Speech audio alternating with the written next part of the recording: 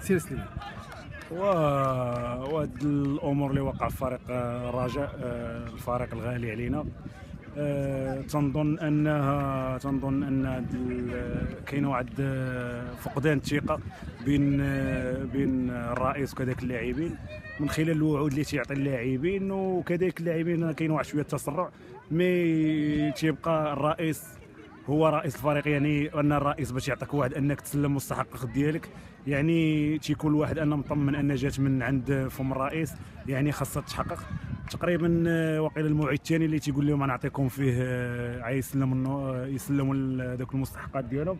هذا الشيء اللي دفعهم هاد الظرفيه. انا تناشد كاع الرجاويين للقدام، وتنعرف الناس موجودين ان شاء الله باش هاد الازمه اللي تمر فيها الرجاء ما تطولش، وان شاء الله ترجع الامور للسكه الصحيحه ان شاء الله. سليماني، اخي سؤال.